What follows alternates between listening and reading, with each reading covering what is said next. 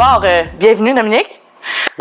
Aujourd'hui, place aux experts. On a une capsule ensemble. On va parler d'immobilier, mais particulièrement, on va répondre aux questions des aînés et des proches aidants qui nous ont posées par la communauté lavalloise. Dans le fond, on est allé sonder autant dans les résidences des gens qui voulaient justement en savoir plus sur comment certains aspects à répondre au niveau de l'immobilier, la vente de la maison, que ce soit les documents pour bien se préparer.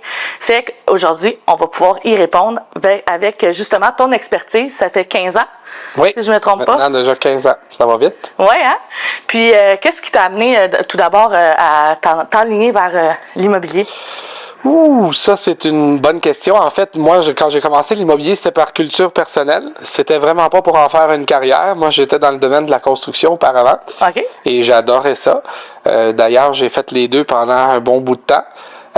Moi, c'est parce que je voulais investir, je voulais peut-être construire certaines choses. Fait que je me suis dit, je vais aller en apprendre plus, faire des cours là-dessus. Puis, en vrai dire, j'ai eu peut-être la piqûre de ça assez vite.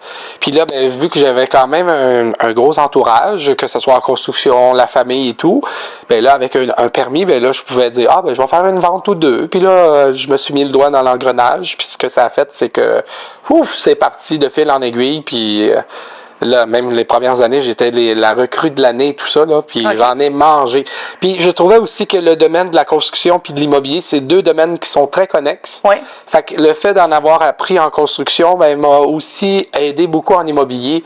D'un point de vue, tu sais, les gens peuvent visiter, si tu sais comment construire une maison et tout, tu peux déceler les problèmes un petit peu plus rapidement, facilement, contrairement à quelqu'un qui a aucune notion en construction en tant que tel. Ouais. Tu as l'œil dans le fond parce que veux pas, vu que tu as vu le en dessous des murs. Voilà. Là, tu sais que quand les murs sont posés, ça peut peut-être devenir une problématique. Ça, c'est, il y a peut-être tel aspect. Je peux pas dire que je suis le professionnel non plus parce qu'il y en a des plus qualifiés. Ouais. Moi, c'est juste que j'ai peut-être la capacité, comme tu dis, d'aller déceler les problèmes plus potentiels que quelqu'un, monsieur, madame, tout le monde. Qui n'ont pas été dans la construction. Dans le domaine, c'est ça. Fait que c'est un atout supplémentaire pour surtout la clientèle qui fait affaire avec toi. Là. De ce côté-là, oui. Puis en fait, avec les années, j'ai peut-être mis un petit peu mes projets personnels de côté. C'est-à-dire que là, ça a pris tellement de mon temps, puis j'ai comme eu la piqûre, comme on dit. Ouais. Fait que ce que ça fait, c'est que j'ai peut-être mis un peu plus de côté les projets d'investissement ou de choses personnelles parce que justement, je faisais des ventes. Puis l'immobilier, ce qui est le fun, c'est qu'on a l'impression d'aider les gens dans leur étape de vie aussi. Ouais. Puis c'est un peu aussi la même chose avec les personnes âgées aussi parce qu'eux autres sont dans une étape où c'est souvent leur dernière maison ou c'est des gens qui veulent diminuer de grandeur. Et pour eux, c'est une grosse étape. Mais c'est sûr que nous, dans l'immobilier, on n'a pas juste cette étape-là. Non. Mais quand on veut aider les gens en tant que tels, ce qui est le fun, c'est que quand ils sont en phase de changement, quand on voit qu'on a un plus gros impact, ça a encore une valorisation plus gros que la paye même des fois, de voir qu'on a un impact sur la vie des gens, de les rassurer. Puis pour nous, tu sais, comme moi je fais plusieurs transactions par année, on se rend pas compte des fois comment une personne âgée ou même un nouveau couple qui cherche une propriété peut être influencé sur le changement qui s'en vient. Tu sais, des fois, il y en a que ça les empêche de dormir, il y en a que ils font de l'angoisse. Nous, on arrive à un rendez-vous, tout décontracté, détendu, parce que ça fait 28 maisons qu'on vend cette année, mais eux autres, ça fait 26 ans, 30 ans qu'ils n'ont pas vendu aucun bien immobilier. Ouais. Puis ça fait 3 semaines qu'ils font de l'anxiété à cause de ça. Et ça aussi, il faut essayer de les calmer, les rassurer. Les accueillir dans ça. Les accueillir. Puis même, comme je parle des personnes plus âgées, parce que là, on est ici pour les personnes plus âgées, mais un jeune couple aussi, des fois, ça quitte le nid familial. Il y a un deuil, là. Oui, c'est ça. Il y a un deuil dans le changement. Voilà. Fait que, puis ça, on retourne beaucoup aux personnes âgées. Ils ont peut-être vécu 30 ans, 40 ans dans leur maison. Puis des fois, c'est la seule maison. Ouais. Souvent, on voit au niveau de la maison aussi, faut épurer. Tu sais, enlever les photos de famille pour les visites ou ces choses-là pour faire. Mais c'est juste de faire cette étape-là, ça doit être très exigeant pour la personne âgée. Est-ce que tu as... Mais pour nous aussi, c'est difficile parce que quand on leur dit aussi, ben là, il faudrait dégager les espaces. Ouais. Moi, une chance, je suis pas une personne extrême. Il y en a qui font enlever les photos et tout ça. Moi, j'aime ça quand il y a un peu de chaleur, un peu dans la propriété parce que ça donne justement la vie de la maison. Mais il y a des fois, il y en a qui c'est encombré ou, tu sais, ou pas tout à fait au goût du jour. Fait que là, de leur dire, il faudrait peut-être enlever ça, tasser ici, faut y aller de manière... Changer peut-être la couleur, parce que là, c'est très sombre. Ou... Exact. Ouvrir les fenêtres. Tu sais, il y en a des fois là que ça vive plus sombre. Fait que c'est de leur emmener tous ces petits trucs-là aussi pour maximiser la valeur du bien. Mais tout en respectant aussi l'authenticité de la famille qui a vécu là pendant toutes ces années. L'authenticité puis leur capacité aussi. Parce qu'il y en a qui ont la capacité physique, d'autres non. D'autres qui, tu sais, d'emblée, t'arrives chez eux puis ils te disent ah non, moi je t'avertis, là, je ferai rien. Fait que c'est de respecter parce que t'es quand même chez quelqu'un. Alors, de leur dire, parfait, si vous faites pas ça, c'est de leur faire miroiter les impacts que ça va avoir. Donc, si vous voulez pas faire ci, ils risquent nécessairement d'avoir, je sais pas moi, une diminution du prix de vente ou plus de visites parce que ça risque d'être plus long. Ça, je fais des exemples, mais la personne rendue à l'âge qu'elle est, ou même peu importe l'âge, elle est en mesure de décider ce qu'elle veut elle-même, dans le sens que moi, mon travail, c'est de leur exposer ce qu'il y a à faire, ce qui serait mieux de faire, mais en bout de ligne, c'est eux autres qui ont la décision finale, là. Puis en même temps, c'est pour optimiser, puis que ça soit plus rapide pour eux, de manière plus efficace aussi. Bien, justement, ça m'amène, on pourrait commencer avec la première question. Comment bien se préparer lorsque, justement, les enfants sont tous adultes, puis ils pensent que leurs parents doivent aller en résidence. Qu'est-ce qu'ils doivent faire? Qu'est-ce qu'une bonne préparation avant de rencontrer un agent immobilier pour, justement, la vente de la maison? Moi, c'est drôle, hein? Je dis tout le temps aux personnes âgées, la meilleure préparation, c'est de se préparer ici. Parce que s'ils se sentent poussés par la famille, puis qu'eux, dans leur tête, ils sont pas prêts, ça travaille mal. C'est-à-dire que... On est en reculons. On y va de reculons, puis ça fait que le processus est plus difficile. Donc, le but de la chose est d'essayer d'avoir les discussions si on a de la famille, et d'être prêt aussi mentalement. Parce que c'est quand même une étape, là. Fait que faut qu'on soit capable de se préparer à ça. Par la suite, le choix du courtier, comment préparer la maison, c'est sûr que moi, c'est mon métier, mais ça devient plus secondaire. Donc, selon moi, c'est de, justement, s'assurer qu'on est-tu prête à le faire? On est-tu prête à aller, supposons, vivre en résidence, aller en intergénération avec un membre de la famille? On est-tu prête à ce changement-là ou on le fait parce que quelqu'un nous pousse ou on le fait à cause d'un problème de santé, peu importe. Il faut l'accepter, il faut le vivre. Puis un coup que les personnes, puis on le voit, là, il y en a des fois qui m'appellent, puis ils sont comme, ah là, faudrait, puis qui sont pas prêts mentalement à le faire. Puis à un moment donné, là, tu le sens, là, puis là, c'est là que ça commence à couler. Parce que moi, mon travail, c'est de les amener de A à Z.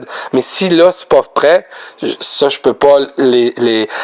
Par contre, avec l'expérience, on se rend compte que plus on les rassure en leur disant que ça devrait bien se passer, ben c'est là que ça les... Puis souvent, ça c'est l'être humain en général, là, peu importe l'âge, c'est les gens voient des choses comme une montagne, puis un coup que on est en train de la monter, on se dit, ah, ben, finalement, c'était pas si pire. C'est ça. Ou on se dit, supposons, fait 30 ans que je suis dans la maison, j'ai vu mes enfants vivre là, je serais pas capable de passer par-dessus ça. On arrive à un nouvel endroit qui est formidable, souvent. Puis là, on était comme, comment ça, j'ai pas fait ça avant, moi, tu sais. Puis là, ça n'oublie pas le souvenir de ce qui s'est passé, c'est on tourne une page du chapitre. C'est juste ça. On garde les bons souvenirs. Voilà. Puis c'est une prochaine étape. Puis en même temps, ben, je pense que dans le processus, il y a eu un accompagnement, justement, étape par étape. On a suivi son rythme. Voilà. Puis c'est vraiment lui qui doit se dire en premier, OK, est-ce que je suis prêt ou pas? Ben, il faut que la personne soit prête parce que, ben, c'est sûr que si c'est un problème qui est hors de leur contrôle, des fois, on est moins prêt, là. Mais ce que je veux dire, c'est que si c'est un processus qu'on veut faire, il faut que cette personne-là soit prête. Par la suite, moi, je les prends par la main, puis je les amène, que ce soit pour comment arranger leur maison, quelles étapes faire en premier. Ça, c'est ce qui doit être fait pour bien se préparer à la vente. Maintenant, ils viennent les choses un petit peu plus, si on est prête mentalement. Après ça, il y a des petites étapes qu'on peut faire, savoir est-ce que le certificat d'arpentage est fait. Est-ce que on a tout trouvé nos factures? Parce que le plus de documents qu'on a de prêt, plus ça facilite la vente, plus ça fait une vente qui se fait en douceur. Je donne un exemple, on vend la propriété, mais on n'a pas le certificat d'arpentage, on peut pas notarier, fait que la vente peut pas se faire. Okay. Fait que donc, quand on est prête mentalement, le but c'est de quand même rencontrer le courtier assez rapidement pour que cette personne-là puisse justement leur dire, ben il faudrait vous préparer votre certificat d'arpentage, que vous épuriez un petit peu, pour que on n'ait pas... Les dernières rénovations, vous ayez vos factures, vos preuves, la toiture, les fenêtres quand ça a été fait. Voilà, comme ça, de cette manière-là. Tu sais, parce qu'il y en a des fois qui attendent à la dernière minute avant de nous rencontrer, puis là, ils se rendent compte qu'il manque quelque chose. OK. Tu sais, le courtier, s'il travaille vraiment pour son client, il peut faire ça en plusieurs étapes. C'est-à-dire y aller une première fois, faire une préparation. Tu sais, donner des devoirs, dans le fond. Voilà. Mais moi, c'est drôle parce que quand je fais une rencontre, je leur dis, bon, ben moi, je vais aller faire mes devoirs pour vous donner une évaluation complète. Mais vous, vos devoirs, c'est de me sortir les papiers, commander le certificat d'arpentage. Voulez-vous que je le fasse pour vous? Alors, je leur fais une liste, moi aussi. Puis, quand tu as une liste, même que tu peux cocheter en se disant, hey, ça, c'est fait, on voit aussi le processus se faire. Je pense qu'il y a un stress un anxiété qui diminue parce que, plus la liste avance, on voit que les étapes aussi se font. Puis, je pense que ça peut être rassurant parce qu'on a coché ça, puis là, c'est fait, puis j'ai trouvé ça facile. Je suis prête à faire le prochain. Tu sais, il y a peut-être ça aussi qu'on voit la liste qui est super longue, puis là, on se dit, on va-tu y arriver? C'est exactement ça, selon moi, justement de se dire, quand on voit les étapes avancer, ça nous encourage de dire, hey, je n'ai fait une, c'était pas si pire finalement. Puis même un bon courtier aussi, s'il veut aider son client, ça c'est pas juste pour une clientèle âgée, c'est qu'il va lui conseiller ou référer à des gens qui peuvent justement, si c'est hors de son champ d'expertise, l'aider. Un déménageur, un arpenteur, un notaire, des choses comme ça. Fait que généralement, quelqu'un qui a à cœur l'intérêt de son client va arriver avec un bagage de gens de référence. D'autres professionnels qui vont venir appuyer, qui vont venir supporter toute la transaction. Voilà. Ah, super. Puis, combien de temps que la personne doit prévoir pour un déménagement? Tu sais, exemple, la personne, elle se dit, OK, je veux vendre. Combien de temps faut qu'elle se dise pour trouver un nouveau milieu de vie ou par rapport à la maison, se trouver, déménager ces choses? Quand le processus, comme je disais tout à l'heure, est fait mentalement, ça, c'est très variable. La personne, puis ça, d'ailleurs, c'est une des craintes les plus souvent vécues. Oui. Je veux pas que ça y aille trop vite. Je veux pas... la personne est toujours propriétaire de sa maison. Hein? La personne, elle peut décider, je veux que ça y aille à telle vitesse. Puis quand on les rassure justement là-dessus en disant, OK, moi, je veux que ça soit au mois d'avril prochain, je veux dire, c'est sa propriété. Puis en ayant sa propriété, c'est un peu eux qui décident à savoir quand. Puis là vient un peu aussi l'étape que quand c'est une place où on s'en va pour une autre longue période, moi, mon devoir, c'est de leur dire, la vente de la maison, c'est une chose, mais choisissez bien le prochain endroit où vous allez aller. Parce qu'on ne veut pas vivre un autre déménagement une deuxième fois. Fait que les gens, des fois, vont se concentrer beaucoup sur la vente de la propriété, mais c'est de leur faire réaliser que l'achat ou la location qui était prioritaire dans leur choix, qui va peut-être orienter justement le moment ou qui vont accepter la vente. Voilà. Puis eux, ils ont quand même le contrôle, même s'ils mettent en vente maintenant, de dire, moi, je quitte pas la propriété avant 3, 4, 5, 6 mois. Okay. Fait qu'ils ont quand même ce jeu-là. Et il faut faire attention parce que, puis ça, vous devez être au courant, vu que vous aidez beaucoup les aînés, vous aussi, il y a des fois, il y a des endroits qui a des listes d'attente. Oui. Fait que si on met la maison en vente puis qu'on se donne 3 mois pour déménager, mais que l'endroit où ce qu'on veut aller, il y a 6 mois d'attente, et là, ça, ce que ça veut dire, c'est qu'on va être obligé de s'en aller temporairement. Et ça, on veut pas vivre ça. Non. Fait que c'est moi, je dis tout le temps aux gens, donnez-vous un petit temps aussi pour la location ou l'achat de la propriété suivante ou de l'endroit où vous voulez aller vivre. Puis de là, ce que ça fait, c'est qu'on est capable de bien gérer quand on met en vente, combien de délais on se donne. Moi, selon moi, il faut vraiment trouver l'endroit idéal avant la mise en vente. Et c'est vraiment du cas par cas. Fait que ça peut être 1 mois, comme ça peut être 6 mois. C'est sûr que si on commence à dépasser 1 an, on peut rencontrer une personne pour dire, OK, l'année prochaine, j'aimerais mettre en vente, qu'est-ce que je devrais faire? Parfait. Moi, à votre place, j'enlèverais des meubles. Je ferais faire le certificat d'arpentage. Fait que, tu sais, on peut leur donner des petits cues, comme on dit, pour qu'ils se préparent. On n'entendrait pas le processus en entier parce voilà. que le délai, il n'est pas imminent, il n'est pas comme dans les 6 prochains mois. Voilà. Fait que je dirais que moi, ça peut varier de entre 1 mois et 6 mois, un processus de vente, mais rien n'empêche que même si c'est au-delà de 6 mois, que la personne peut appeler son courtier ou des courtiers pour dire, qu'est-ce que je devrais me préparer à faire parce que je pense de le faire l'an prochain. Fait que ça, c'est vraiment le temps normal d'une mise en vente. Je dirais entre 1 mois et 6 mois pour pouvoir procéder à les étapes complètes, là. OK, parfait. Puis ce que j'entends, je pense que ça répond à une autre question qu'on a reçue. Dois-je vendre avant d'aller en RPA ou je peux attendre après? Toi, ton conseil, c'est vraiment, ça serait plutôt, trouve la résidence privée à laquelle tu veux aller. Puis à partir de là, le milieu de vie que tu as trouvé va faire en sorte qui va influencer le moment de vente de la maison. Exact. Et en plus, c'est quelque chose de plus, efficace comme processus. Efficace puis moins stressant parce que t'es sûr d'avoir un toit au moment de puis celui qu'on veut aussi, oui, c'est-à-dire, tu sais, parce que, comme je dis, un déménagement, peu importe l'âge qu'on a, de le faire 2-3 fois, c'est plus ou moins agréable. Puis j'ai même déjà vu des personnes déménager 2-3 fois dans le même RPA. Fait que ça, c'est pas nécessairement le fun non plus, même si on est sur place. Ouais. Parce que là, il y avait l'appartement qu'il y avait était pas prêt, était pas fini de peinturer. Fait que là, ça, on veut pas vivre ça non plus, là. Fait que, puis nous, on a le contrôle. Quand on est propriétaire de la maison, on a le contrôle de dire, je veux tel. Puis moi, souvent, je vais leur dire, donnez-vous 1 mois de délai. Ouais. Que au pire, on devancera, puis sinon, ça vous coûtera 1 mois de taxes ou 1 mois d'électricité, mais vous n'aurez pas ce stress-là de dire il faut que je parte. Puis là, la maison est pas prête, puis là, le pain n'est pas fini, puis... Mon logement n'est pas prêt. Voilà. Rien n'est prêt, puis là, il faudrait que je parte demain matin. On veut pas vivre ça. Surtout, on veut pas le vivre. Tomber en hébergement temporaire non plus. Ça, c'est l'enfer. Ça doit pas... t'es pas dans tes affaires, t'as pas tes choses, tu te retrouves entre deux. Ça aussi, ça doit être un gros stress.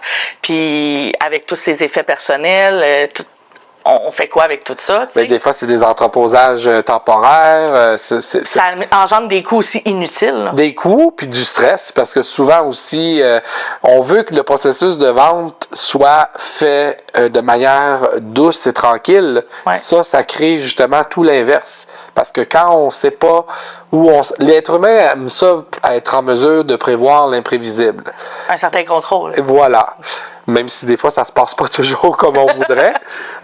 Des fois, on est capable de se dire, là, je m'en vais là. Là, je vais visiter, j'aime tout ça. Il y a des gens, des fois, qui peuvent nous attendre. On a de la famille là-bas, des amis qui nous ont parlé de l'endroit. Fait que, tu sais, on a souvent une idée. Ou il y en a des fois qui partent de zéro. Parce que des fois, la famille peut être loin. Il y a personne vraiment qui peuvent s'occuper d'eux. Ou des fois, ils sont là puis ça leur tente pas. Alors, au moins de savoir qu'il y a une équipe qui peut le faire. Puis des fois aussi, quand c'est la dernière propriété qu'on vend, on veut en ramasser le plus de fonds possible pour justement en avoir soit pour donner aux enfants, pour vivre le plus longtemps possible, peu importe la raison, l'être humain veut toujours avoir le plus de fonds, puis c'est compréhensible. Fait que de les rassurer. puis des associations comme vous qui aident les personnes, c'est sans but lucratif. Ça fait que c'est rassurant de voir que il y a un accompagnement qui se donne, puis ils ne sont pas non plus tout seuls, parce que il y a beaucoup de choix. Là. Il y a des résidences privées pour aînés, il y en a une panoplie. Ils ont tout leur propre niveau de qualité aussi, leur propre niveau de service. Fait que de se dire, faut que je me retrouve dans tout ça, faut que je m'informe, qu'est-ce que je souhaite, c'est quoi mes besoins, puis qu'est-ce que je souhaite obtenir, etc. Comme service, puis comme environnement, ben il faut éplucher. Fait que oui, de pouvoir justement avoir des services d'accompagnement comme qu'on fait, ben je pense que c'est quelque chose qui est très rassurant aussi pour eux, de travailler en collaboration. Là. Mais on n'est pas spécialiste dans tout. Non, vous autres, vous n'êtes pas spécialistes dans la vente de la propriété. Non. Puis nous autres, on n'est pas spécialistes des RPA non plus. Exact. C'est sûr qu'avec les années, vous commencez à savoir un peu comment ça fonctionne. Puis la même chose de notre côté, on est capable de dire, cette résidence-là, peut-être qu'elle est moins bonne que l'autre ou est meilleure que l'autre. Vous avez eu des commentaires? Parce qu'on a nos clients s'en vont là-bas aussi. Exactement. Mais en même temps, on ne sait pas tout. Fait que chacun son domaine. Fait que c'est pour ça que quand on est là. Voilà. C'est ça. C'est exactement ça. C'est pour ça qu'on est là puis qu'on en parle. Exactement ça. Comme ça, les gens, ben, si c'est pour la vente, ils ont quelqu'un qui s'en occupe. Si c'est pour un RPA ou même, des fois, c'est pas nécessairement un RPA. Ça peut être une propriété plus petite dans une tour avec des services autonomes, des choses comme ça. Exactement. Ça, il y en a de plus en plus là aussi. Oui, là. vraiment. Fait que c'est pour ça. Fait que c'est ça, il y a du choix. Oui, tant mieux. Quels sont les avantages, justement, de faire appel à un courtier au lieu de décider de vendre par soi-même? Bien, souvent, les étapes, quand c'est une vente, il y a, comme on peut voir, il y a beaucoup d'étapes à suivre, que ce soit du déménagement jusqu'à l'arpentage de l'endroit où ce qu'on va choisir. Et l'avantage principal, selon moi, c'est d'apporter une certaine sécurité. On n'est pas à l'abri d'erreurs non plus, nous autres, c'est-à-dire que là, je me lance pas des flammes, mais je n'ai pas fait souvent dans ma carrière. Puis advenant le fait que j'en ferais une ou que je me tromperais sur quelque chose, on a quand même des organismes qui sont là pour protéger les gens. Donc, le fait d'avoir un courtier, si jamais il y a une erreur ou une omission de la part du professionnel, ben la personne elle est protégée à 100%. Okay. C'est-à-dire que s'il y a des coûts rattachés à ça, ben ça sera pas elle qui va en défrayer les frais, étant donné que c'est, je dirais, les organismes ou les assurances professionnelles qui vont en payer. C'est sûr que on veut pas non plus faire des erreurs en se disant j'ai une assurance qui couvre. Non, c'est ça. Mais c'est comme je disais tantôt, quand on vend 50, 60, 70 propriétés par année, c'est quand, peu importe ce qu'on fait, si on fait la vaisselle à tous les jours, on s'en vient bon pour faire la vaisselle. Si on la fait une fois par mois parce que la femme de ménage est pas là, ben on est peut-être moins rapide que elle qui le fait tout le temps. Ouais. C'est un peu la même chose. Quand on est habitué de faire quelque chose à répétition, on oublie moins de choses, on oublie. Puis les gens des fois ont pas conscience des impacts légaux que ça peut avoir, parce qu'une simple virgule, un simple mot oublié. Dans un contrat, une divulgation, un problème qui est arrivé dans le passé peut nous emmener à des vices cachés, des réclamations de centaines de milliers de dollars. Okay. Et ça enlève la quiétude d'un processus de vente. Fait que, puis nous, on est habitués. Puis là, de plus en plus, nos associations nous donnent des documents justement pour protéger les gens dans ça. Et aussi, ben l'autre question bien importante, c'est que des fois, puis je dis pas tout le temps, mais souvent les personnes, étant donné qu'ils ont payé un certain montant assez bas pour leur propriété à plusieurs années passées, des fois, ils vont avoir tendance à sous-évaluer le montant qu'ils pourraient obtenir de la propriété. Sur le marché, dans le fond. Parce que eux, c'est ça, ils l'ont acheté dans les années 40, 60, 80, puis là, j'ai payé ça 17 000. Tu vas à 4% par année, mais dans le fond, c'est pas il y a eu des années que c'était plus gros que d'autres, puis on se dit. Puis là, les gens. Le quartier qui s'est développé, ça se peut que dans cette année-là, le quartier n'était pas tant développé, mais qu'aujourd'hui, il y a tellement de choses, de services, les écoles, c'est ça, que ça a pris plus de valeur, puis que ça vient influencer, là. Puis soit les personnes plus âgées aussi, c'est des personnes orgueilleuses souvent, de leur propriété. Tu sais, ça va avoir bien été maintenu, ça va avoir bien été rénové.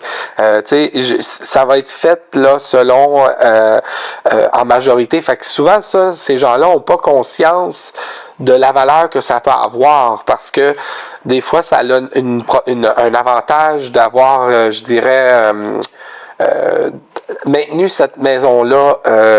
Faites les entretiens réguliers, là, voilà, tout ça. Là. De manière consécutive et récurrente. Là. OK. Super. Fait que les avantages avec le courtier, c'est justement qu'il y a certains aspects légaux, qu'il y a une protection à ce niveau-là, que si on le fait par nous-mêmes, là, à partir de là, c'est sûr que ça peut engendrer des grands coûts si, justement, on disait la virgule ou ces choses-là. Ben, en fait, pour résumer en termes clairs, il y a des avantages de protection légale si on fait des erreurs, de maximiser la valeur maximale du bien ou de la propriété, du condo, peu importe, et aussi il y a l'accompagnement qui fait un effet aussi de... je dirais pas relaxant, parce que je suis pas une personne qui dit qu'il amène de la relaxation, mais ce que je veux dire, c'est que ça va être apaisant de se sentir accompagné de A à Z. Et c'est ça aussi souvent que je dis aux personnes, que ça soit plus âgé ou plus jeune, quand on est, parce qu'il y a des gens qui sont plus anxieux que d'autres, et c'est important, il y a tellement de choix de courtiers. Tu sais, si on arrive avec un courtier qui a le contrat déjà prêt, puis ouais, madame, signez ici en bas, c'est peut-être pas ce courtier-là qu'on a besoin. Qui fit avec cette personne. Magasiner. Il peut fitter avec. Mais ça veut pas dire qu'on est obligé d'en rencontrer 6. Non. Mais si on sent qu'on en a rencontré 2 puis que la chimie n'est pas tellement là, moi je dirais continuer à chercher. Tu peux en rencontrer un puis que le mariage se fait. Mais si on sent, on le sait là en tant qu'être humain là, s'il y a une connexion ou pas avec quelqu'un. Puis tu sais, il y a des gens là qui ont pas leur métier aussi à cœur que d'autres, et ça c'est peu importe quel métier. Fait qu'il faut vraiment, dépendamment de son niveau, puis il y en a d'autres que c'est peu importe l'âge là. Bon, là, arrête de me parler, là, puis let's go. On passe à l'action. Madame, moi, elle m'a déjà dit, toi, tu parles trop, là, tu sais. Fait que, passe à l'action. Voilà, tu sais, parce qu'il y en a des fois qui ont besoin d'être rassurés, de se faire répéter, puis puis des fois, le lendemain, ils te rappellent, ils ont pas compris, puis c'est correct. Mais il y en a d'autres que, pas parce qu'ils sont âgés que tu es obligé de répéter 25 fois, là. Non, il y en a d'autres, c'est comme, regarde, j'en ai vu d'autres, puis comme Denise Filiatro, là, elle, c'est pas de niaisage, puis passe au suivant, là. Fait que c'est un peu la même chose. Fait qu'il faut vraiment s'adapter. Fait que moi, je dirais aux gens que, oui, il y a toutes ces protections-là, oui, il y a des accompagnements, mais c'est important aussi le choix de la personne qui va se faire. Puis de se fier à son feeling de la première rencontre. Oui. Puis tu sais, il y en a des fois, il m'appelle, il me dit, ben là, mon fils m'a dit qu'il fallait que je rencontre 3 courtiers. Oui, qui est pas mauvais parce que vous avez 2-3 opinions, mais en même temps, si dans les 2-3, il y a personne qui fait l'affaire, vous pouvez continuer. Je vous dirais de continuer. Ou si après une personne ou même 2, vous avez senti une chimie avec une de ces 2 personnes-là, ben ça donne rien d'en rencontrer 5-6, parce que ça crée un stress, parce que de dire à des gens qu'on les prendra pas, des fois les personnes âgées aussi, ça aussi dire ben là je les fais venir chez nous pour rien, je les dérange. Fait que si on voit que la chimie est déjà là au départ, puis qu'on a confiance, ben tant mieux. Mais si même on a fait 3 puis qu'après 3 on a mal tombé, ben on continue là. Il n'y a pas un chiffre magique qui dit exactement. On doit rencontrer tel nombre de personnes. C'est un peu comme le choix de son thérapeute là. C'est la même chose. S'il n'y a pas de chimie, ben il passe au prochain. Mais si tu vois qu'au premier rendez-vous, t'es capable d'être un grand livre ouvert, ben je pense que c'est la bonne personne puis tu continues de ce côté-là. Ben je pense que c'est la même chose pour pas mal de métiers. Puis malheureusement avec la pénurie de main d'œuvre ou quoi que ce soit, tu sais je donne un exemple. Si on n'a pas confiance en son médecin. Oui, c'est ça. Mais en même temps, c'est un peu dur, hein? C'est ça qui arrive. Mais l'avantage avec les courtiers, c'est qu'il y en a plein. Ça, c'est plus facile. Puis, on parlait justement, s'il y a des litiges, ces choses-là, ils ont l'avantage avec un courtier, c'est qu'il y a des recours pour ça, de ce que je comprends.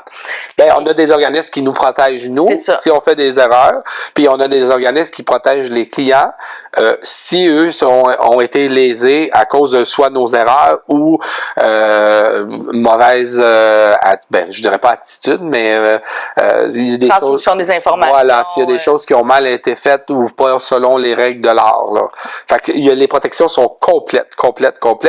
Et aussi, il y a, supposons, des protections que la personne peut emmener aussi légales, que si, supposons, il est arrivé telle chose dans la propriété, ben, un bon conseiller immobilier va dire, bon, ben, si vous déclarez ça de cette manière-là, vous allez être protégé pour ce problème-là. Parce qu'il y a des fois des gens qui veulent enlever complètement soit une garantie ou baisser le prix de je sais pas combien parce qu'ils disent qu'ils ont eu plein de problèmes. Mais des fois, il faut tempérer les choses un peu puis dire wow, si on fait ça comme ça, vous perdrez pas tant que ça, là.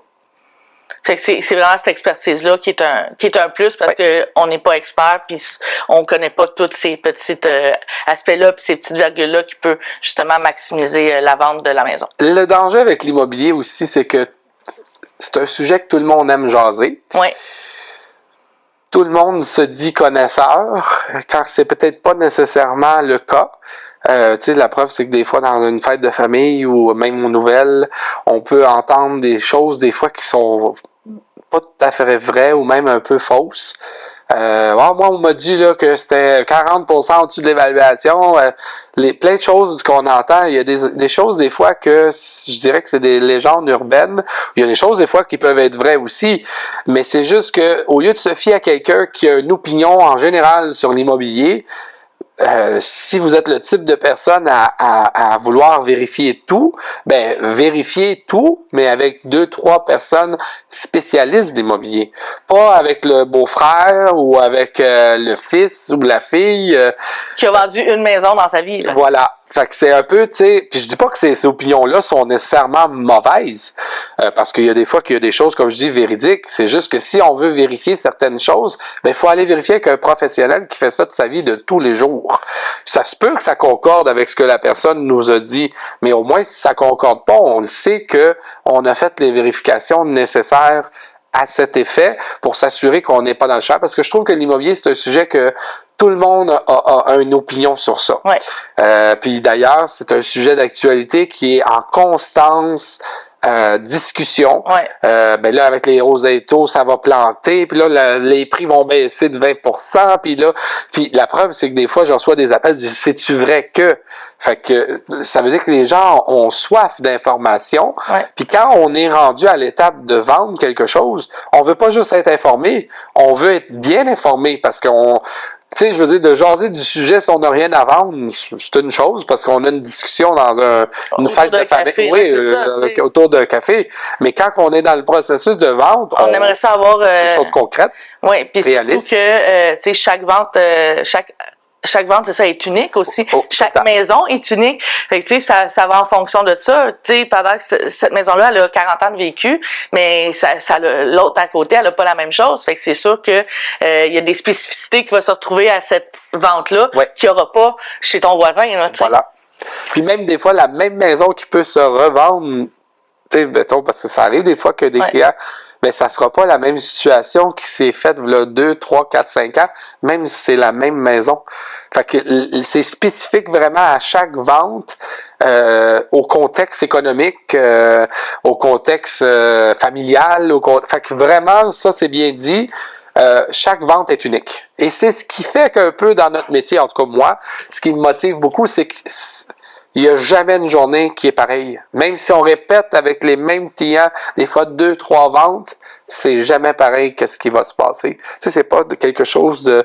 C'est sûr que c'est les mêmes étapes, c'est les mêmes processus, mais il y a tout le temps des événements de la vie qui arrivent qui fait que ça, c'est pas prévu, tu sais, ou ça peut être positif, là. Dernièrement, on a eu des surenchères, on affiche une maison, on reçoit 50 000 de plus, on n'avait pas prévu ça. Non, fait que c'est pas nécessairement du négatif, mais c'est le fun, ça fait que quand tu es bien accompagné, ben tu sais que tu as eu le maximum pour ce que tu avais, et aussi que tu es protégé à 100% d'un point de vue légal aussi.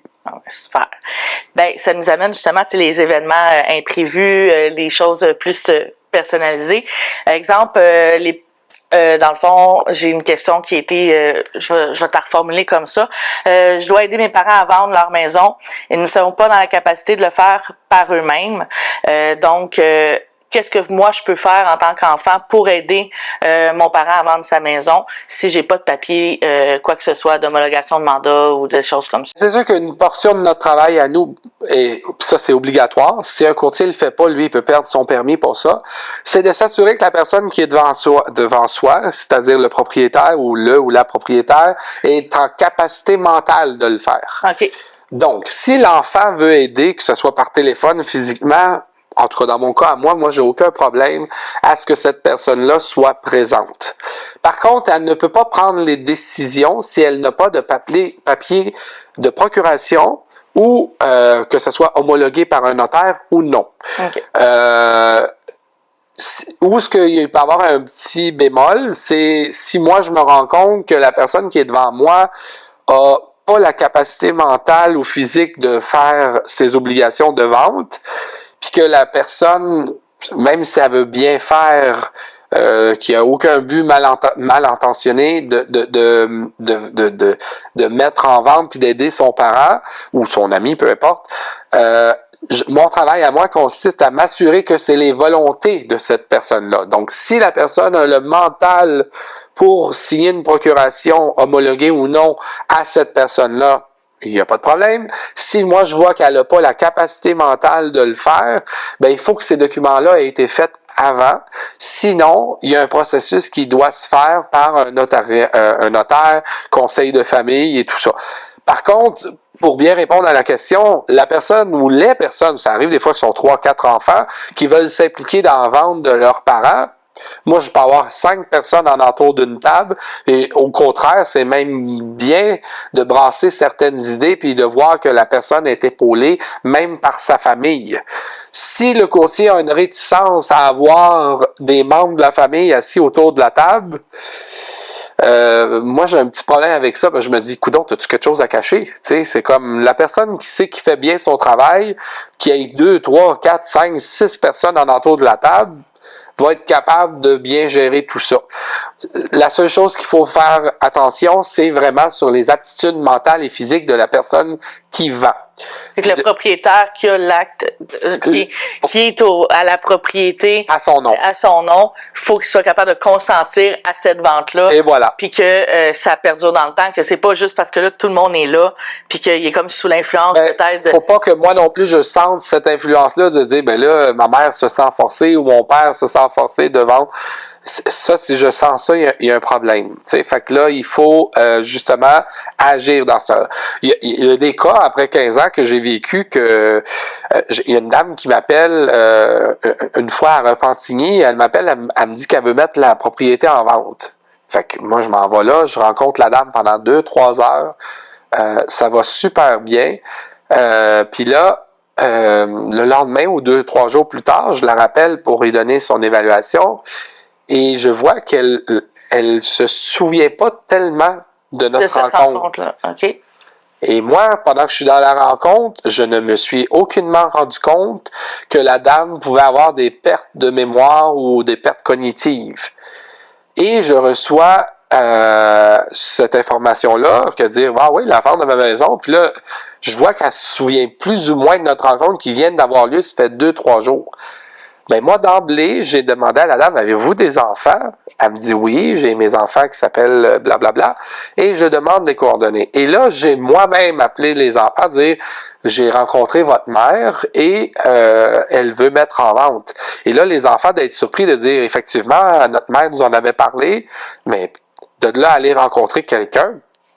Et là, la maison s'est mise en vente un petit peu plus vite que prévu, justement parce que la dame, peut-être qu'avec ses enfants, laissait moins paraître ces pertes cognitives-là. Mais quand moi, j'ai appelé les enfants pour leur dire « Hey, votre mère m'a fait venir », puis elle s'en souvient plus ou moins, ben ça l'a comme accéléré un peu le processus. Fait que là, il a fallu faire signer des papiers d'évaluation de cette personne-là pour s'assurer qu'elle était... Mais là, c'est moi qui ai eu une influence sur la famille qui fait que c'est là que la cloche, mais si j'avais pas eu cette cloche, la dame aurait pu mettre la maison en vente, puis moi, je m'en serais... Fait que c'est pas si toujours évident que ça, quelqu'un qui est en perte cognitive ou pas, ou sous l'influence de la famille. Ouais. Ça vient un peu aussi avec l'expérience, puis je dirais que il faut sentir que la personne sait vraiment ce qu'elle veut et non pas sous quelle influence qu'elle agit. Maintenant, reste toujours l'éthique professionnelle de la personne qui est devant. Ouais. Est-ce que la personne veut vraiment faire une vente pour faire une vente ou elle veut le bien de son ou de sa cliente? Ça, mais ça, c'est dans n'importe quel métier. N'importe quel. S'ils sont aptes, mais qui n'ont pas l'énergie, ce que j'entends, c'est comme tout le monde autour de la table, on fait ça ensemble, puis c'est vraiment même ça peut être facilitant.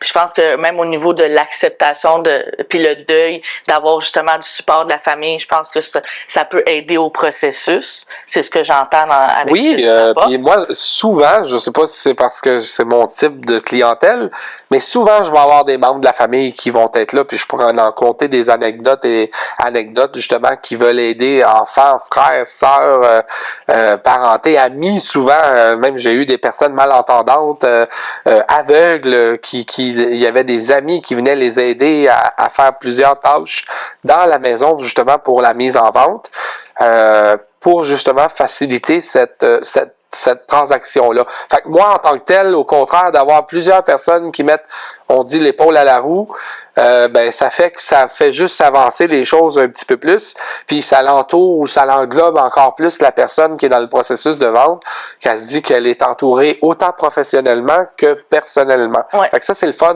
même, je dirais, de voir ça. C'est même mieux ça que de se dire, mon Dieu, pauvre personne, elle est tout seule pour gérer tout ça, là. Tu sais, c'est sûr, c'est jamais facile quand on est tout seul là-dedans. Non, c'est ça. Fait que ça, c'est dommage, mais ça fait partie quand même d'une réalité, là. Oui. Fait que là, quand on parle de documents spécifiques, si la personne est inapte, faut qu'on ait le mandat d'inaptitude, faut qu'il y ait sinon une procuration pour l'acte de vente, ou sinon on parle d'un un mandat homologué par le notaire. Oui. Donc ça, si la personne est en perte cognitive puis qu'elle n'est pas capable de donner son consentement, faut s'assurer d'avoir ces documents-là. Sinon, c'est le consentement de la famille, de la propriétaire avant de vendre, que l'enfant puisse faire la vente pour son parent. Mais si moi je vois que la personne est apte mentalement puis qu'elle veut donner à son fils ou sa fille la gérance de la vente de A à Z, la personne peut signer ce qu'on appelle une procuration, puis ça peut même être une procuration manuscrite. Par contre, cette personne-là va être obligée d'être présente chez le notaire lors de la vente. Et si elle ne peut pas, étant donné qu'elle est plus apte à le faire, c'est là que la procuration homologuée par le notaire est obligatoire. Okay. Donc, moi, pour la vente, la personne peut dire devant moi, ou même signer un papier, j'autorise X personnes à s'occuper de ça. Mon nom. Le notaire, lui, doit s'assurer que s'il y a une vente, que la personne est présente lors de la vente. Puis quand je dis présente, c'est physique et mental.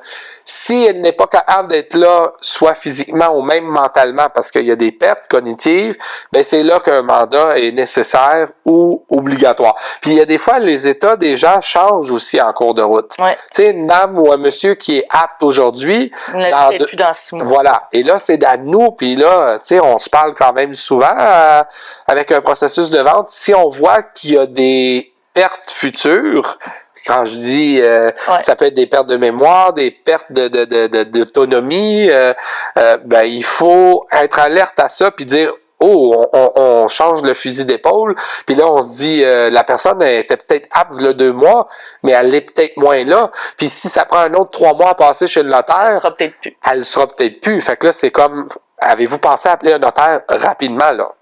C'est là qu'on met peut-être un petit break à la vente, puis on se dit, OK, bon, ben là, on va passer plutôt à s'occuper de s'assurer que, justement, elle soit évaluée, mandatée, puis que tout ça soit fait. Je dirais peut-être pas prendre un petit break, parce qu'il faut que la vente se fasse. Je dirais d'y aller peut-être en parallèle. Okay. C'est-à-dire c'est comme un ajout de service ou une tâche supplémentaire. Ouais, c'est ça. Tu sais, de dire, ben là, pensez à faire ça pendant que moi, je m'occupe de vendre. Vous pensez à prendre soin de votre santé ou s'assurer que légalement, vous allez pouvoir signer tous les papiers nécessaires. Puis au contraire, il faudrait pas mettre une pause sur la vente si on voit que ça se détériore. Il faudrait comme poursuivre la vente, mais s'assurer que pendant qu'il est encore temps, qu'on puisse agir pour être en mesure de faire le tout légalement par la suite. Par exemple, ça arrive que justement au début de la rencontre, dans les premiers 3 mois, tout est beau, puis là justement la transaction se fait, oui. Puis malheureusement on réalise que la personne, ben justement la personne âgée, elle cachait bien son jeu de perte cognitive devant ses enfants, fait que finalement elle est plus d'accord une fois que la transaction est faite.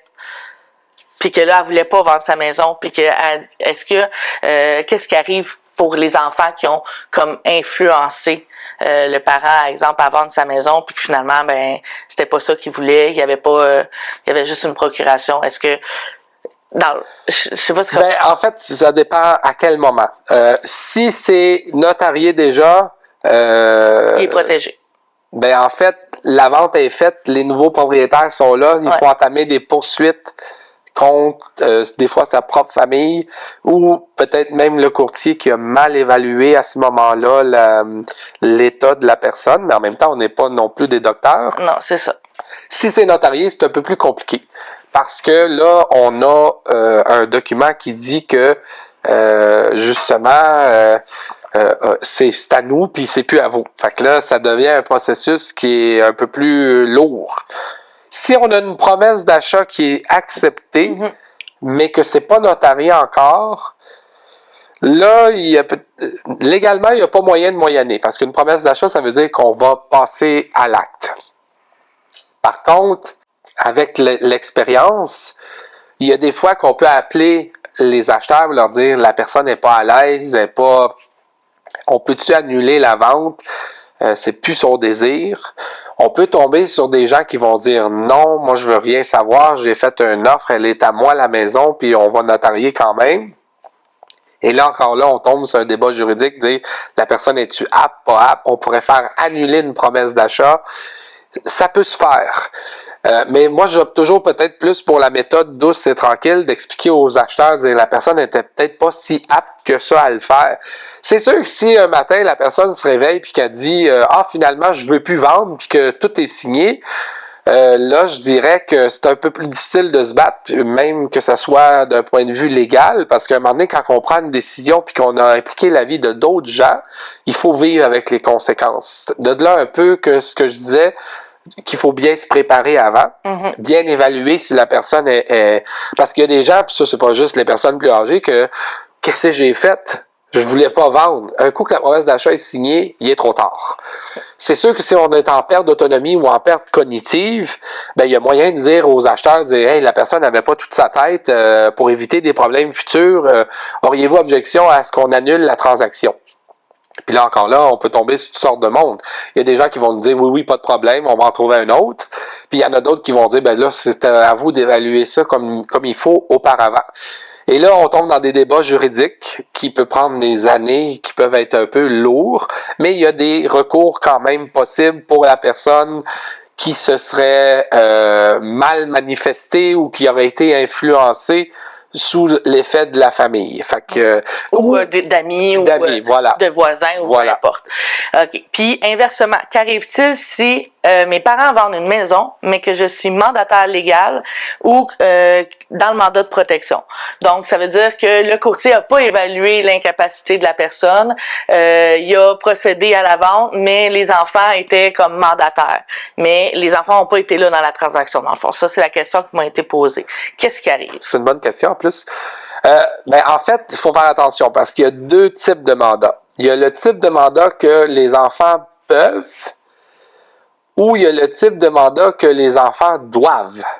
Okay. Alors là, dépendamment du mandat, de la manière que c'est fait, si la personne a le pouvoir, mais partagé avec ses enfants, que c'est soit un ou l'autre, il n'y a pas grand-chose qui peut se faire parce que la personne a encore pouvoir de décision sur ses choix ou sur la vente de la propriété. Si, au contraire, dans le mandat, c'est écrit que, supposons les deux, c'est-à-dire les enfants et la personne propriétaire ou les personnes propriétaires doivent décider, oh, là, on a un problème parce que ce qui a été signé légalement n'est pas valide. Donc là, on pourrait avoir recours parce que la personne qui aurait acheté, ou même le contrat, il n'y a pas de vente faite déjà, le contrat qui aurait été signé avec un courtier n'est pas valide. Parce que là, on peut dire que la personne n'était pas apte ou non. Ou, encore pire, si la personne qui est devant nous a aucun droit, étant donné qu'elle est plus en état de choisir, mais que c'est rendu une ou plusieurs personnes, ben, l'annulation du contrat devient presque automatique. Ou ce que ça peut être plus problématique, c'est si on est rendu loin dans le processus. Parce qu'il faut pas oublier que les acheteurs, eux aussi, ont des recours. De là vient un peu l'assurance des courtiers, que si on fait affaire avec un courtier, le courtier, s'il a mal évalué physiquement, ou qu'il n'a pas eu toute l'information nécessaire, parce que normalement, un mandat, c'est enregistré au registre, fait que lui, il devait avoir à faire ses recherches. Ouais. Si ça ne l'était pas parce qu'on est entre deux cracks, deux chaises, dans le sens que c'est en train de se faire puis ça s'est fait vite, ça peut arriver. Ben dans ce cas-là, ben il y aurait une erreur et omission qui fait que la personne n'aurait pas pu bien faire son devoir de vérification et il y a des assurances responsabilités qui couvrent ce type de choses-là de la part des courtiers. Donc si ça a occasionné des pertes monétaires, ben les gens qui vont avoir été pris dans ce type de choses-là vont être dédommagés pour ça. Puis quand je dis dédommagés, ça peut être autant les acheteurs que le côté vendeur, parce que là, ça va dépendre. Mais il y a quand même le devoir du courtier, mais il y a des fois qu'on peut pas le savoir parce que la personne qui est devant nous peut justement bien couvrir son jeu.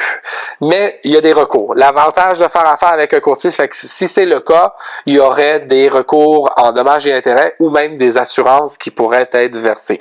Vous allez me dire que c'est peut-être pas ce qu'on veut avoir, un montant monétaire, mais il y a des fois que ça peut mettre un bombe aussi. Ouais, c'est ça. Ça peut pallier à certaines problématiques d'avoir eu justement. Ça, je dois dire qu'avec toute l'expérience, ça m'est jamais arrivé d'avoir complété un mandat puis que la personne m'a joué ou elle était pas apte. Ça m'est pas arrivé. Soit que j'ai été capable de le détecter avant, ou que justement je dirais que j'ai été capable de bien vérifier. Ça m'est pas arrivé encore, mais ça pourrait arriver. Puis il y a des couvertures de là la protection d'un courtier que si on faisait les choses soi-même, la personne aurait vendu la maison par elle-même. Elle se retrouve avec des acheteurs. Oui, c'est sûr qu'elle est pas apte. Mais les acheteurs, eux là, ils ont peut-être déjà vendu leur propriété, ils sont dans la rue. Eux autres aussi ont des droits, là. Fait que c'est là qu'on peut être un peu plus dans le problème si on n'a pas de protection d'erreurs et d'omissions ou par une association de courtiers là, qui protège ces erreurs-là. Ou ces manques-là, je devrais dire. Donc, on arrive un peu au volet intergénérationnel. Ici, j'ai des personnes qui m'ont demandé justement qui regardent pour faire l'achat d'une maison intergénérationnelle. Puis, il y avait quelques particularités qui se demandaient, est-ce qu'il y a des choses qu'il faut plus se préparer, étant donné que c'est un achat commun, est-ce qu'il y a une particularité qui est différente que s'acheter une maison tout seul ou en couple? Ben oui, ça c'est drôle parce que c'est de plus en plus demandé, c'est des questions de plus en plus fréquentes. On dirait que les gens veulent de plus en plus ce type de maison-là. En fait, les deux choses qui sont les principales à se préparer pour ce type de propriété-là, encore une fois, c'est les déménagements, si on veut. C'est que je devrais dire déménagement et financement. Parce qu'il y en a qui veulent payer les maisons intergénérationnelles suite à des ventes de propriétés qui existent déjà, qui leur appartiennent. Et il y en a d'autres qui veulent quand même faire un financement bancaire parce qu'ils veulent partir d'une construction neuve. Alors là, la principale gestion là-dedans, c'est de gérer soit les dates de déménagement ou le financement de la provenance. Si on a besoin de vendre une propriété pour pouvoir faire construire, ou si on a besoin de vendre une propriété ou même des fois deux pour pouvoir acheter, ben là, il faut bien préparer les délais dans tout ça. Parce que on pourra pas acheter si on n'a pas les fonds. Et on pourra pas construire si on n'a pas les fonds. Donc là, souvent, il faut préparer la vente de, des fois, un condo des enfants ou une maison des enfants. Et on a la vente de la propriété familiale qui est, des fois, on peut même avoir 2 puis 3 ventes avant d'être capable d'acheter une intergénération. Là, il y a des bons côtés. Les banques ont des produits maintenant qui permettent des prêts temporaires. Alors ça, c'est des propositions qui peuvent être faites aux personnes qui veulent s'acheter des intergénérations, d'avoir un prêt temporaire, ou ben c'est de vraiment coordonner le type de délai et quand la mise en vente. Il faut juste être un petit peu plus prudent sur, je dirais, en bon québécois, le timing, c'est-à-dire de savoir encore là, faut-tu vendre avant, faut-tu trouver l'intergénération, on commence-tu en construction, puis là, en plus avec la pandémie, tu sais, une construction qui pouvait durer 3 mois, maintenant peut en durer 6 mois, mais là, si on a vendu à la maison, les nouvelles personnes veulent rentrer, fait que c'est tout ça qu'il y a à gérer un petit peu. Ça, c'est point de vue financement et déménagement.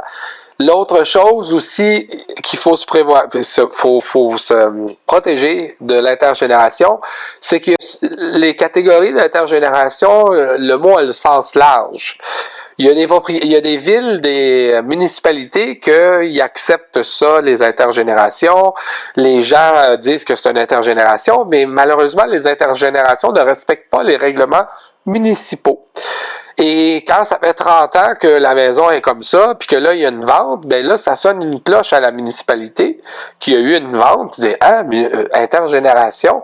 Et là, souvent, des gens peuvent faire l'achat d'une maison existante et l'intergénération ne respecte pas certains règlements municipaux. C'est-à-dire avoir une deuxième porte, avoir tant d'espace dans le sous-sol. En tout cas, ils ont un paquet ça dépendamment des municipalités. Et là, on se retrouve à avoir acheté une propriété qui n'est pas conforme à la ville. Là, on se retrouve un petit peu dans des problèmes parce que des fois, la ville peut aller jusqu'à interdire l'intergénération, demander des modifications qui peuvent être extrêmement coûteuses, c'est-à-dire des améliorations, l'ajout de portes, de fenêtres, des choses comme ça. Et ça engendre des coûts. Puis là, après ça, il y a le débat juridique de le vendeur nous l'a pas dit. Puis là, l'acheteur, lui, il va dire, ouais, mais moi, il l'a pas plus vérifié. Fait que là, c'est de la faute à qui? Fait que là, ça va coûter des mille et des mille pour se défendre parce que le vendeur, il va dire, moi, ça fait 30 ans que j'ai un droit acquis, puis je le savais pas parce que le règlement a changé.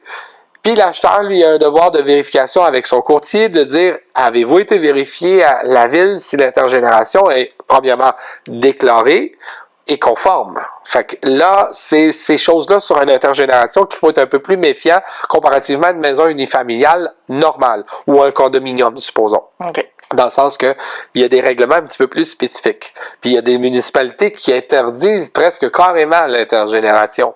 Alors, il faut s'assurer que la ville... Moi, j'ai déjà vu une ville, puis pour pas la nommer, à Saint-Jérôme, qui percevait des taxes sur une intergénération et que quand la vente ça s'est faite, ils ont dit que l'intergénération n'était pas valable. Mais j'ai dit, ça se peut pas, là. Vous collectez des taxes depuis 20 ans sur ça. Mais là, ils m'ont mentionné que les deux départements ne se parlaient pas, qu'ils peuvent percevoir des revenus de ça, mais que ça veut pas dire que c'est légal. Fait que là, on se dit, l'intergénération est pas légale, mais tu me perçois des taxes dessus, qui est la même municipalité qui a le devoir de percevoir et de donner les permis. Alors ça, c'est des aberrations, mais on peut pas rien faire. Fait que là, il a fallu apporter des modifications à l'intergénération pour le rendre conforme, même si la ville, ça faisait 20 ans qu'elle percevait des taxes là-dessus. On se dit, il me semble, il aurait dû venir vérifier. Ouais, exact. Mais non, il y a personne qui... Et la personne qui a acheté a dû se conformer au nouveau règlement pour rendre l'intergénération. Dans ce cas-ci, on a été chanceux, on a pu le garder, mais ça a coûté quelques milliers de dollars pour le rendre conforme. Même si le vendeur, parce que lui, le vendeur, lui, il se disait, voyons, moi je paye les taxes sur l'intergénération, je suis conforme. Exact. Puis avec raison. Ben même oui. nous, on a vérifié les courtiers en temps de dire, ben, c'est déclaré intergénération, ils payent une taxe supplémentaire, c'est conforme. Mais finalement, il y avait des petites notions dans le règlement qui n'étaient pas respectées, que la Ville a exigé suite à la vente. Fait que là-dessus, il faut être méfiant. Fait qu'encore une fois, c'est pratique d'avoir un courtier. Oui. Puis même le courtier, des fois, lui aussi, il y a des choses qu'on apprend encore après des années, ou des choses qui sont aberrantes, qu'on se dit... Ça n'a pas de sens. Ça n'a pas de sens. Comme cette histoire-là. Ça n'est une bonne chose.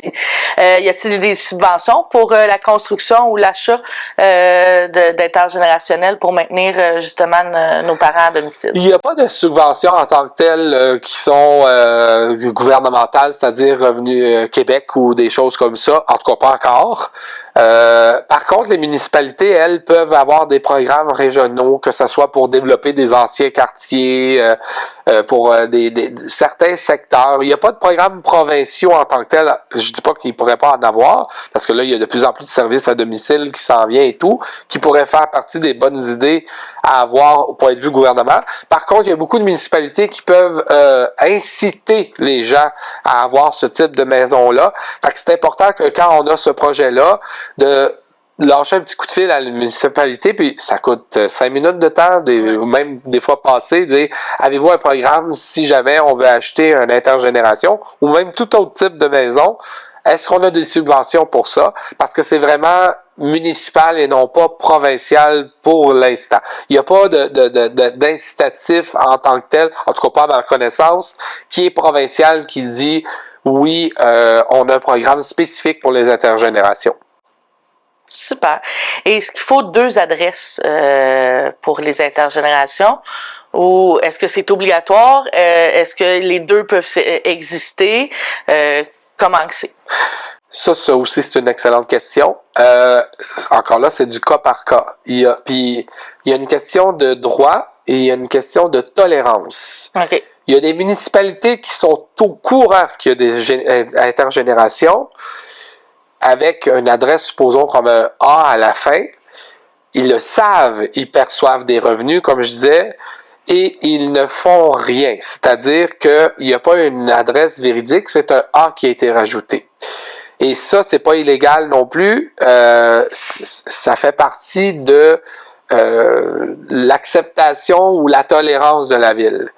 Ou ce qu'il faut faire attention, mettre un petit bémol, c'est qu'il y a beaucoup de gens qui vont avoir fait un appartement, qui vont avoir rajouté soit un nouveau numéro ou même un A à la fin de l'adresse existante, et que la ville n'est même pas au courant. Et ça, même s'ils déclarent les revenus, même s'ils ne déclarent pas les revenus, ça pourrait être problématique parce que pour un acheteur qui achète ce type de maison-là, puis que ça n'a jamais été déclaré, ben un jour, ça n'empêche pas qu'un inspecteur pourra décider, même après 20 ans, de dire « Oh, ça c'est pas déclaré, c'est pas normal, je vous enlève ça, ou dorénavant, ça vous coûtera plus 3 000 de taxes, mais ça va vous en coûter 4 000 parce que vous avez un appartement. » Fait que ça, on veut vraiment être protégé de ça. Et il y a une question de tolérance, comme je dis. Il y a beaucoup de municipalités qu'on nommera pas qui sont plus tolérantes que d'autres. Il y a même des quartiers de Montréal qui acceptent aucun bachelor, aucune intergénération, dépendamment des quartiers. Il y en a d'autres que eux autres, ils se disent que ben ça apporte du monde supplémentaire dans la ville, ça apporte des revenus, ça fait augmenter la valeur des maisons. Et c'est vraiment encore là du cas par cas municipal. Je vous dirais que pour bien déceler tout ça, c'est de faire un petit coup de fil à la ville pour dire « Hey, je veux acheter cette adresse-là. Est-ce que j'ai vu qu'il y avait 2 numéros ou j'ai vu qu'il y avait une adresse avec un A? Est-ce qu'il est déclaré? Est-ce qu'il l'est pas? » Normalement, les vendeurs devraient avoir fait leur devoir parce que quand on met une maison en vente, on devrait s'assurer qu'elle l'est vraiment, ou sinon de le dire, parce que c'est pas illégal non plus de vendre quelque chose en disant j'ai un bachelor ou une intergénération au sous-sol, mais il n'est pas déclaré à la ville. Le but, c'est que la personne qui va acheter cette propriété-là l'achète en connaissance de cause et d'avoir des preuves. Ouais.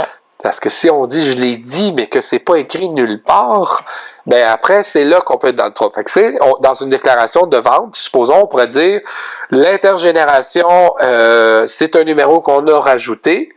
nous n'avons pas fait les vérifications auprès de la ville, soit que vous les faites vous-même, mais on ne se porte pas responsable de ça. La personne qui achète puis qui a signé ce document-là, c'est un peu difficile d'aller dire après ça qu'elle ne savait pas. Puis que s'il y a des changements qui est exigés par la ville ou une interdiction carrément d'avoir ce type de maison-là, puis qu'elle a signé ce type de déclaration-là, le vendeur est protégé, puis l'acheteur a mal vérifié ces choses. Fait que c'est vraiment du cas par cas. À la vente, il faut vérifier si c'est déclaré ou non, le divulguer ou pas. Puis quand on achète, ben c'est de s'assurer que c'est divulgué. Puis un n'empêche pas l'autre. Un acheteur, même si c'est pas divulgué à la ville, peut décider, moi, je vis avec le risque, je l'achète quand même. C'est juste qu'il faut pas qu'il y ait de l'information qui lui a été cachée. C'est juste ça. Parfait. On part sur un tout autre sujet un petit peu plus nostalgique. On parle de décès d'un proche. Si, par exemple, monsieur, madame demeurent ensemble, conjointe décède, par exemple, ils veulent vendre la maison, est-ce que, exemple, le décès se fait de manière imminente, puis la personne doit tout de suite s'en aller en résidence parce qu'elle n'est pas apte à pouvoir demeurer à la maison, et justement, est-ce qu'il y a des papiers spécifiques au fait que là, ils étaient propriétaires les deux? Il y en a un qui est décédé. Est-ce qu'il y a des papiers spécifiques qui doivent être faits pour la vente de la maison? Oui, il y a des papiers spécifiques, puis encore là, ça devient cas par cas. C'est-à-dire, dépendamment où on en est dans le processus de vente, il y a des étapes qu'il va falloir rajouter dans ce processus-là de vente. C'est-à-dire que si on avait pensé vendre, mais que le processus n'était pas encore entamé, ben là, c'est sûr qu'il faut transférer les titres de propriété à la personne restante, si elle est apte. Si elle ne l'est pas, ça va être à des gens qui vont avoir été mandatés pour le faire. Enfants, famille, frères, sœurs, amis. Si une promesse d'achat a été signée, acceptée, et que nous n'avons pas encore notarié, là, on va rajouter des délais parce que faut s'assurer que les héritiers respectent ce qui était déjà signé par acte de, je dirais pas acte de vente, mais par promesse ou offre d'achat par la personne qui est décédée et peut-être et ou le conjoint. Où est-ce que ça peut compliquer un petit peu les choses? C'est que, oui, la promesse d'achat, si elle avait été signée par la personne qui est décédée, le défunt, ben en théorie, les volontés par les héritiers doivent être respectées. Donc, ça prend quand même un document notarié qui fait que la maison pourrait se transférer quand même. C'est-à-dire que l'offre d'achat est signée par le défunt avant de mourir. On n'a pas encore notarié. Ben, vu que c'était ses volontés, les héritiers, même s'ils sont pas d'accord, la vente va se faire quand même avec l'ajout de certains documents légaux, mais la vente se fait. Tandis que si, supposons, on est en transaction, la transaction, si on a plusieurs, la personne est seule, on n'a rien de signé, supposons, d'offre d'achat, la personne décède. Là, les héritiers, eux, pourraient décider de ne plus mettre la maison en vente parce que elle n'était pas encore vendue. Fait que même si la personne avait un contrat pour la mise en vente de la propriété, mais qui n'est pas encore vendue, là, ils vont avoir un processus légal quand même de documents légaux pour savoir qui deviennent les nouveaux propriétaires. Mais là, étant donné que les nouveaux propriétaires, eux, deviennent avec un pouvoir décisionnel, vu que ça ne respecte pas une volonté déjà présente, ben eux pourraient renverser la vapeur, dire on la vend plus la propriété, on annule le contrat, on la garde, on la donne à notre fille, peu importe. Là, il n'y a plus d'obligation de poursuivre la transaction. Où est-ce que je vais en venir avec ça, c'est que si les engagements de la personne décédée ou même du conjoint qui reste, les engagements doivent être poursuivis selon ce qui avait été signé légalement et ce qui est aussi dans le testament. C'est-à-dire que les héritiers ou les liquidateurs doivent respecter ce qui est en train de se faire par le défunt. Par contre, si, comme je dis, il n'y a rien qui avait été décidé sauf un contrat de mise en vente et que les liquidateurs ou les héritiers ne veulent pas cette vente pour X, Y raison, on peut mettre fin parce que c'est eux maintenant qui deviennent avec le pouvoir décisionnel. Maintenant, c'est sûr que plus il y a de monde dans une liquidation de biens ou d'héritiers potentiels, plus les délais peuvent être longs. Fait que oui, effectivement, s'il y a des ententes de promesses d'achat ou actes de vente à venir, il faut prévoir un petit délai supplémentaire le temps que le document notarié se fasse de manière conforme. Fait que je sais pas si ça éclaire un petit peu plus la question, parce que ça, c'est quand même une question compliquée. Oui. Je l'ai vécu, ça, moi aussi, même que j'ai eu des conjoints restants que la promesse était signée, pas tout à fait notariée.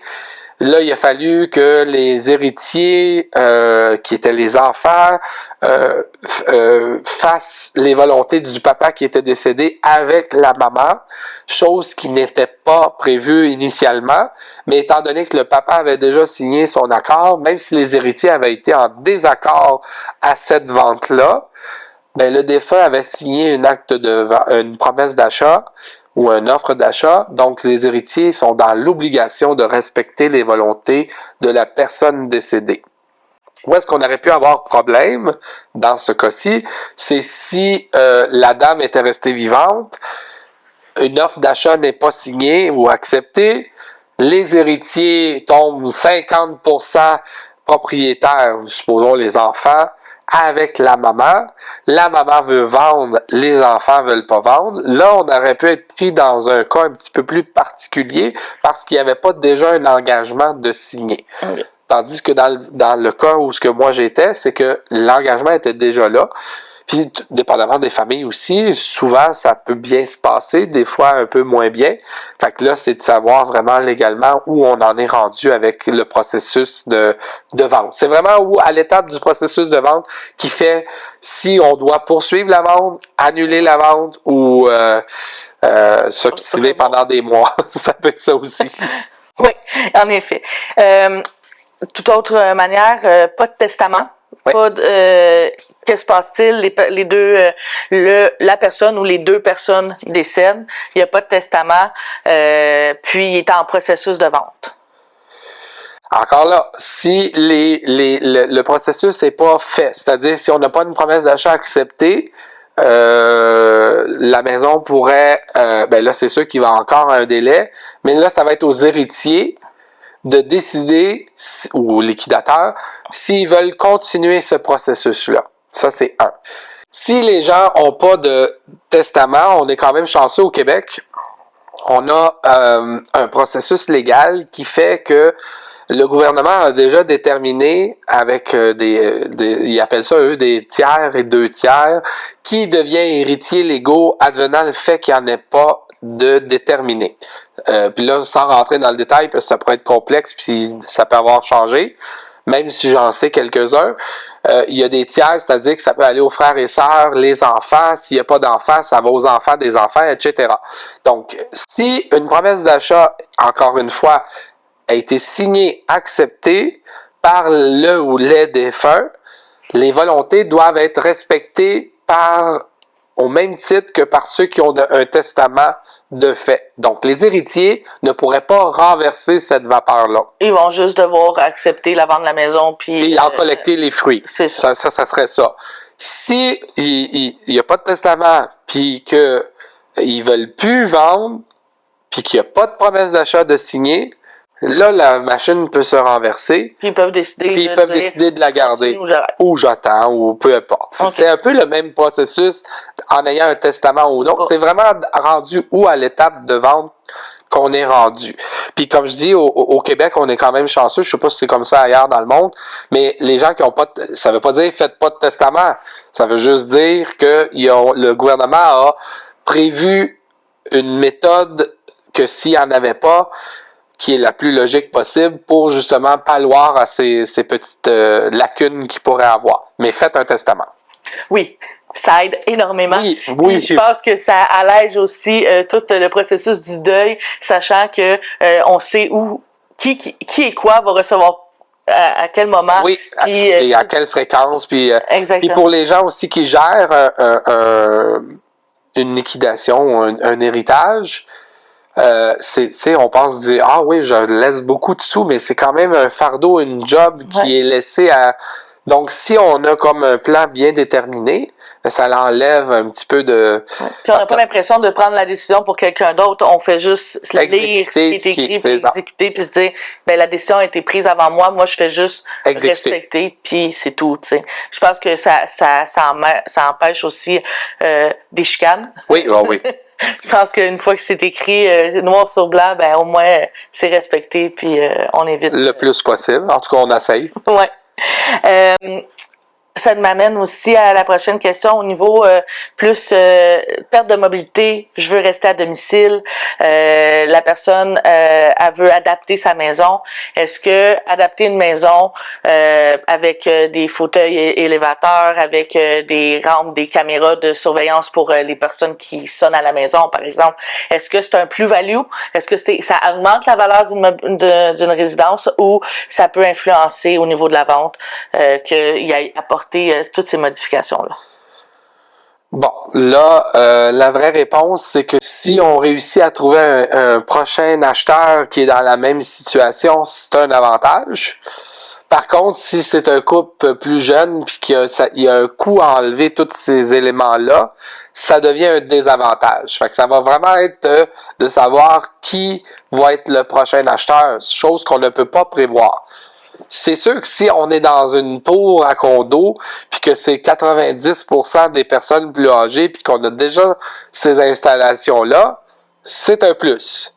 Si c'est dans un quartier résidentiel en plein rajeunissement, ça risque d'être un désavantage. À côté des écoles primaires, par exemple, voilà. Ces affaires-là, là, c'est peut-être pas une bonne idée, parce que c'est souvent des jeunes familles qui vont peut-être s'orienter vers ces quartiers-là. Mais je dis pas que c'est pas une bonne idée. Je fais juste dire que il va avoir un coût à ça. On s'empêche pas de faire ça si on veut rester dans notre maison. Non, c'est ça. T'sais, on se dit pas, j'adapterai pas ma maison parce que ça va être dans 10 ans, ça va être, il faut juste être conscient dans sa tête que ça peut faire diminuer un peu la valeur lors de la revente. Ou que l'acheteur va demander peut-être que ça soit retiré. Enlevé avant. Par une coupe, si on n'est pas capable de le faire, on peut le faire faire. Mais c'est juste que il faut être conscient que ça peut emmener soit une tâche en le faisant enlever ou une diminution pour que l'acheteur. Mais ça veut pas dire faites-le pas puis pour pas rester chez vous. Mais comme je dis, ça encore là, c'est du cas par cas. Ça dépend où on est localisé, ça dépend si c'est une... Puis au contraire, c'est pour certains, si c'est des personnes âgées qui viennent visiter, puis eux autres, ils voient ces installations-là, ben ça peut devenir un avantage. Une valeur ajoutée, puis dire que finalement, j'aurais même pas besoin de le faire. Voilà, c'est ça. Fait que le but, c'est que si on veut rester le plus longtemps possible dans sa maison, faites-le. Mais gardez en tête que ça peut avoir des influences. Oui, c'est ça. Parfait. Problématique, mon propriétaire vend le triplex dans lequel je vis. J'ai plus de 70 ans. Ça fait plus de 10 ans que je vis à cet endroit-là. Puis-je demander à mon propriétaire de mettre une clause, dans le fond, dans l'acte de vente pour empêcher ma relocalisation? Ben en fait, c'est plus que ça. La clause, le propriétaire qui vend est obligé de la faire. Lui-même. On peut pas obliger le propriétaire de le faire. Si un locataire de plus de 70 ans, qui ça fait plus de 10 ans qu'il est là, puis que des fois qui peuvent être aussi à faible revenu, le propriétaire est obligé de déclarer ce type de locataire-là dans son immeuble pour un nouvel acheteur potentiel. Donc, c'est peut-être bon de lui rappeler en disant « Hey, oublie pas de dire dans ton contrat... » Mais d'emblée, c'est censé être là. D'emblée, c'est supposé d'être déclaré par le vendeur. Okay. Donc, je dis pas qu'il n'y a pas d'oubli, mais c'est comme d'emblée, c'est supposé d'être là. Donc, cette personne-là, en tant que telle, qui est dans cette situation-là, devrait être en fait protégée d'emblée. Bon, en droit, maintenant, il y a toujours des petites lacunes ou des petites choses, oubli de divulgation. C'est pas une mauvaise chose d'aller voir son propriétaire, de dire « Hey, oublie pas de mettre cette clause-là dans les documents légaux pour t'assurer que je sois pas mis à la porte. » là. Parce que malheureusement, quand il y a des ventes, souvent, des fois, on veut peut-être que les anciens locataires puissent partir pour augmenter les revenus ou mettre un membre de la famille dans l'immeuble. Et là, c'est vrai que ça peut être plus dangereux, là. Ou même en faire des rénovations, puis justement faire en sorte d'optimiser. Pour ce qui est de la question, c'est que c'est bon d'y rappeler, mais le vendeur est supposé de l'avoir fait. OK. Donc, c'est ça. Fait que dans le fond, d'emblée, c'est censé être là. La personne n'est pas censée s'en soucier, mais par précaution, elle peut quand même le rappeler à son propriétaire que ça serait bien que cette clause-là soit là. Mentionné, oui. Parfait. Faut être sûr qu'il ne l'oublie pas. Parfait. Puis, dernière question de la communauté. J'habite en condo, copropriété d'habitation. Le syndicat des copropriétés a-t-il le droit de me forcer à vendre en raison de mon âge? À ce que je sache, non. Par contre, c'est sûr que si la personne devient un danger pour les autres, il y a un risque qu'un jour, quelqu'un vienne cogner à la porte puis de faire une évaluation de la personne pour être sûr qu'elle ne met pas en danger tous les gens du condominium. C'est-à-dire mettre le feu ou créer une inondation ou des choses comme ça. Mais que vous ayez 96 ans puis que vous n'êtes pas un danger public, jamais personne va être en mesure de vous mettre à la porte, à moins d'avoir un règlement à cet effet, mais je n'ai jamais vu ça en carrière. Je dis pas que ça pourrait pas se faire, je fais juste dire que moi, en raison de l'âge, j'ai jamais vu quelqu'un qui pourrait se faire montrer la porte. Par contre, comme je dis, comme dans n'importe quel âge, c'est pas juste une question d'âge, si la personne devient comme on appelle ça un danger public, si on veut, parce qu'elle s'endort avec sa cigarette ou parce qu'elle cuisine puis elle oublie les choses, parce qu'elle laisse le bain couler, c'est ça. Là, le syndicat pourrait forcer un petit peu l'évaluation de cette personne-là pour pouvoir essayer de, je dirais pas de l'évincer, mais de pousser à une vente ou à une relocalisation. Mais à ma connaissance, j'ai jamais vu dans un règlement, si vous avez 95 ans et plus, vous devez quitter les lieux, là. Ça, j'ai jamais vu ça. Je dis pas que ça pourrait pas se faire, mais j'ai jamais vu ce type de règlement dans un immeuble. Fait que même si vous vieillissez, tant aussi longtemps que vous êtes apte à obtenir maison, au même titre dans un condominium, le syndicat n'a pas le droit de vous mettre dehors. Ben parfait. Ben merci pour cette belle entrevue, d'avoir répondu aux questions de la communauté. Très contente d'avoir passé ce moment avec toi. Plaisir partagé. Super. Puis ben on va pouvoir se retrouver en présentiel au Salon des aînés 2023. J'espère que tu seras avec nous. Oui, certainement. Super. Puis vous pouvez retrouver cette capsule sur notre page Facebook, sinon aussi sur notre chaîne YouTube, le Salon des aînés de Laval 50 ans et plus, et aussi le mécanisme pour aînés et usagers vulnérables. Donc, restez à l'affût. Je te laisse par tes coordonnées. Oui, si vous avez d'autres questions avec lesquelles on n'a pas répondu ou que vous êtes gêné de les envoyer, en bas, là, il va y avoir un petit message avec mon nom, mon numéro de téléphone. Gênez-vous pas. Dominique Brisebois, 514-961-4332. Vous avez l'adresse courriel aussi qui va apparaître. Si vous êtes technologique, vous pouvez m'envoyer un petit courriel. Vous pouvez me faire un petit appel, un petit coucou. On peut même se rencontrer. Si vous êtes au salon, je vais être présent avec un kiosque également. Vous pouvez venir me voir. Il y a des questions des fois qui sont un peu plus, je dirais pas gênantes, mais qu'on veut pas que nécessairement tout le monde sache. Donc, des fois, ça peut être un petit peu plus intime. Là, on a fait les questions un peu plus générales, mais il n'y a pas de gêne, puis il n'y a pas de questions nounounes non plus. Alors, comme je dis, si ça prend une rencontre, on se rencontre en personne, ça me fait plaisir, puis je viens vous voir à la maison, dans un café. Vous pouvez venir à mon bureau, puis ça va me faire plaisir de répondre en personne à vos questions également. Mais super. Donc, sur ce, je vous dis à la prochaine et soyez des nôtres pour la prochaine capsule.